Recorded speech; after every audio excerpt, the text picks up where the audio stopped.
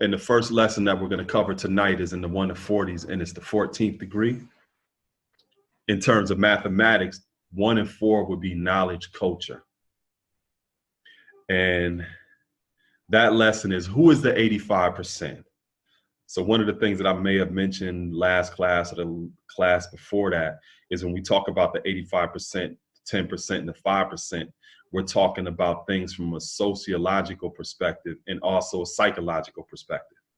Meaning, when we say 85%, 10%, and 5%, there's no ethnic, national, or gender archetype for these different type of people that will be classified as the 85%, the 10%, or the 5%. They could be anybody based upon how they function. Also, depending upon your geographic location, that would also give you a sense of how you would have to categorize those type of demographics. Some weeks ago, I was in Vermillion, South Dakota, speaking at the University of South Dakota. Vermillion, where the university is at, had a population of maybe over 10,000 people, and the average age of the person in Vermillion was 23 years old. So it's like a college town, mostly white people.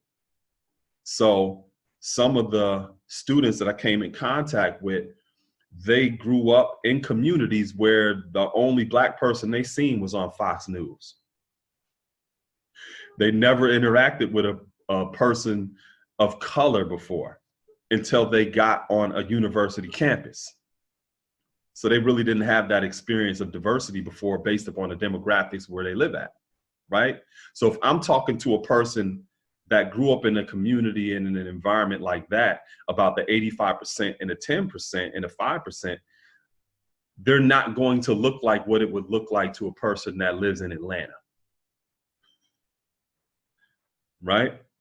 So keep that in mind when we're going over these first 3 degrees in the 1 to 40 about who is the 85%, the 10%, and the 5%. You have to apply that based upon the geographic location where you live and consider the fact that your 85% might look different than somebody else's 85%, right? That's based on the environment that you're in, your geographic location, and your profession. If you work in the home healthcare industry and you work with a lot of our elders, your 85% is going to look different because that's the environment that you in, as opposed to somebody that works in early childhood development. There's a such thing as little tiny 3 and 4-year-old 85ers because they're getting it from their 85 parents, and they're easily led in the wrong direction and hard to be led in the right direction. The reason that's important to understand is because when you don't have a sense of origin or a sense of place, you don't know where the hell you're going. You also have no sense of direction,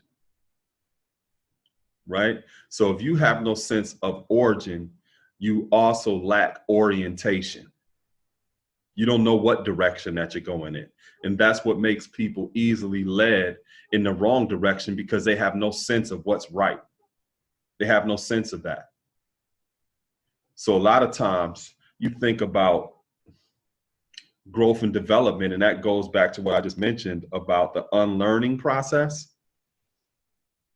In order to learn anything, you really have to be vulnerable and honest about your own experiences. That's the origin.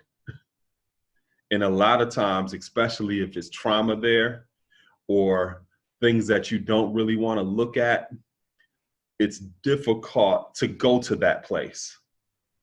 But what ends up happening is if you're not able to go to that place or that origin of where you may see certain things being made manifest in your life, if you're not able to go there, you're going to have a lack of orientation when it comes to having a proper context or sense of direction with anything else that's going on. It's not going to be properly interpreted because you're going to be ascribing the reasoning for this happening to that happening to that happening to something else because you haven't gone here. You haven't gone here. Because once you're able to go here, everything else makes sense. You know what's going on. Other than that, you're going to be looking all around as the reasons for certain things happening in life.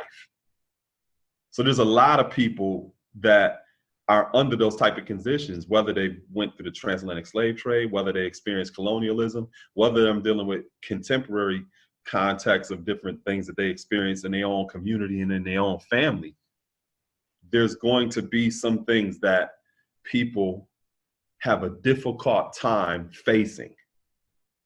But when you're not able to face that sense of origin, it makes you more prone to lacking orientation and being easily led.